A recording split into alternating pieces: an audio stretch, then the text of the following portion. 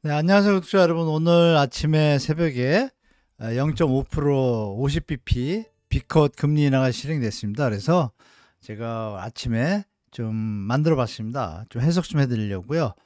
일단 다 25bp를 예측한 사람들이 많았는데 전문가들도 50bp를 내린 거는 어떤 이유가 있겠죠. 우리가 그걸 제가 같이 해석 좀 해보려고 합니다.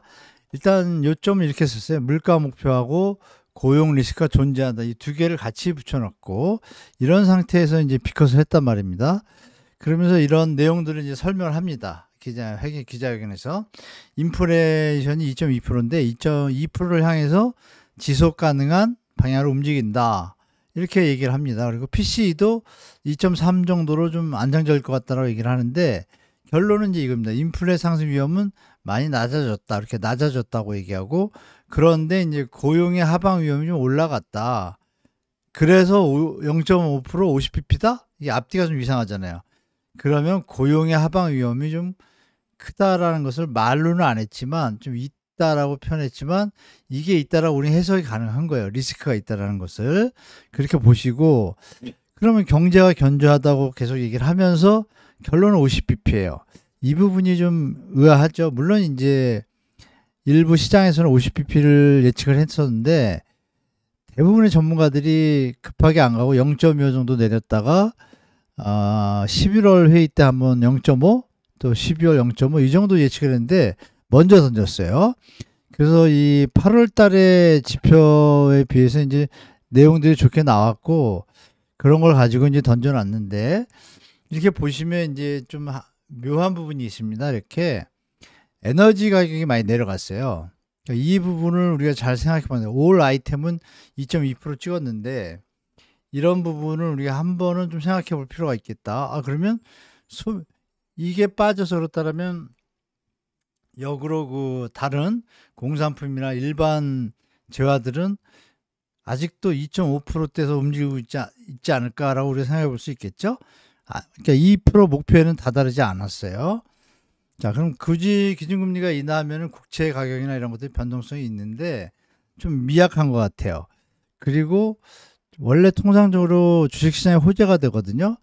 호재가 되는데 이렇게 내리면은 주식시장에 호재를 일으켰었어요. 그런데 그 모습이 오늘은 좀 안 보여요. 왜 안 보이냐면 이 연내 추가 인하를 시사했다는 거가 호재가 아니라 이상하게 이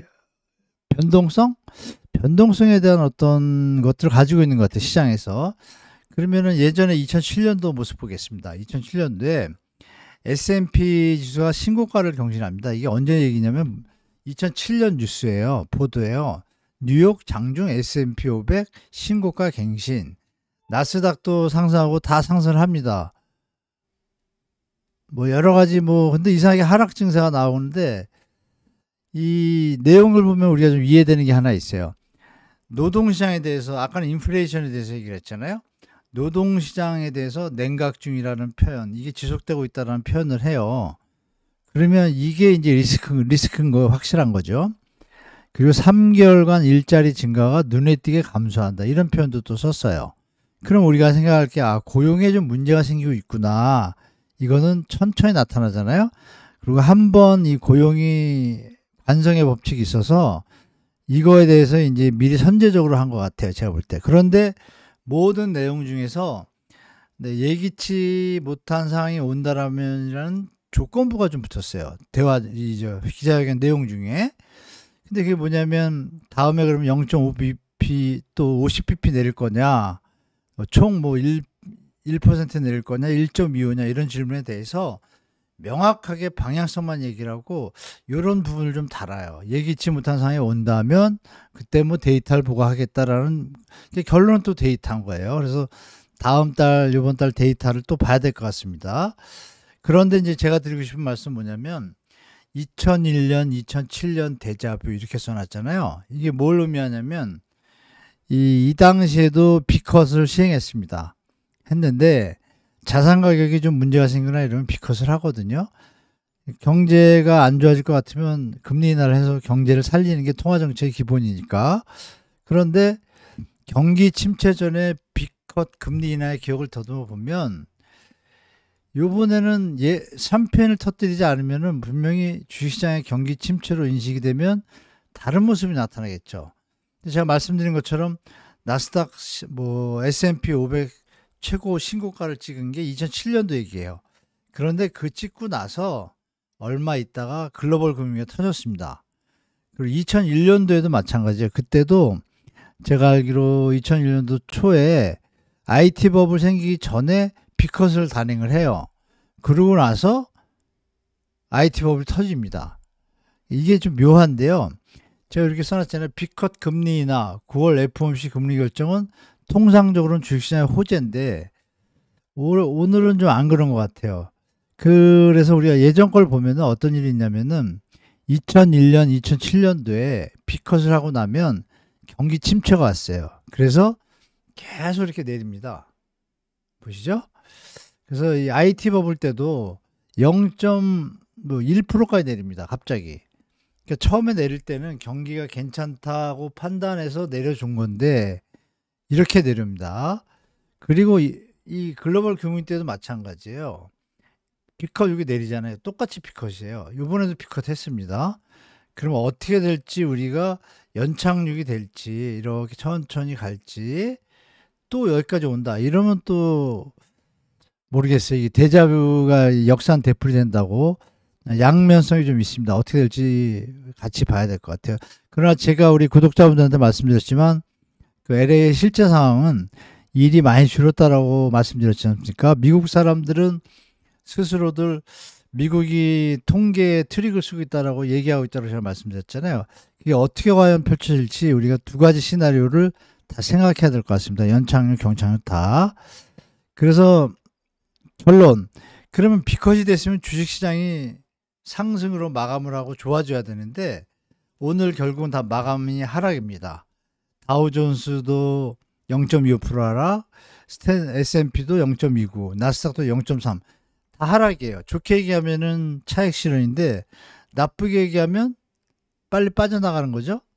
뭐 좀 묘합니다. 이게 내일하고 뭐 이번 주 봐야 되는데 이게 다시 상승으로 간다라면 좀 낫겠지만 연착륙으로 갈 수 있겠지만 이렇지 않다라면 조금. 근데 그 당시 아까 나스닥도 신고가 했다 그랬잖아요. 2007년도에 신고가하고 한 달 뒤에 터졌습니다.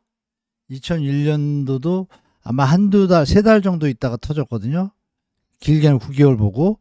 그러니까 이 부분이 아직도 리스크로 존재한다라고 우리가 보는 게 또 시나리오를 좀 한번 생각하는 게 중요한 것 같습니다, 여러분. 나스닥 이렇게 다우존스하고 S&P 500하고 다 하락했습니다. 이렇게 좀 묘하죠, 여러분. 이게 이제 키포인트 같아요. 파월이 경제는 견조하다고 얘기를 했고 물가 안정도 됐는데 고용의 하방 위험이 있어서 금리 인하를 한다 이렇게 했는데 이 부분을 해석하는 게 시장에서 그러면 우리가 경제가 좋아졌구나, 물가도 잡히고 이렇게 생각하는 것이 아니고 주식시장이 반응을 안 했단 말이에요. 이거는 우리가 좀 한번 생각해 볼 필요가 있겠죠, 여러분. 그래서 이제 우리는 이제 우리나라를 봐야겠죠. 근데 기억나시겠죠? 이창용 총재가 요즘 와가지고 계속 좀 강하게 얘기한다 그랬잖아요. 이게 8월 22일이에요. 22일 날 부동산 부채 악순환에 경각심 줄여 금리 동결했다. 했는데 미국이 내렸단 말이에요. 0.5를 50bp를 내렸으니까 25p를 내릴 수도 있겠다 우리 판단할 수 있어요. 근데 여기서 이제 이런 말들을 많이 했다고 저번 시간에도 제가 말씀드렸잖아요. 저번 영상에도. 그러면 이제 이게 엊그제 나온 기사예요. 사실은 9월 12일 날 통화신용정책 보고서를 이제 매번 내는데 이 보고서를 내면서 이런 표현을 썼습니다. 이 보고서 안에 담겨 있는 내용이에요. 이건 또 따로 제가 한번 또 영상 올리겠습니다. 이 보고서 내용을. 여기 핵심이 여기입니다. 금융 안정 측면에서 금융 안정을 계속 얘기합니다. 물가 상승률이 2%에서 안정될 수 있도록 한편 금융 안정에 통화 정책을 운영해 간다 이렇게 했는데 여기다 결론을 이렇게 냈습니다. 수도권 주택 가격 상승세와 가계부채 증가세가 지속되고 외환 시장의 경계감도 남아있는 만큼 정부 부동산 대책의 효과, 이게 중요합니다. 정부가 지금 전세하고 주담대 약간 규제를 들어왔는데 이게 확실하게 하는지 또 빈틈이 좀 있거든요. 좀 보고 국제금융시장의 변동성 확대 역량까지 확인하고 하겠다 이 뜻입니다.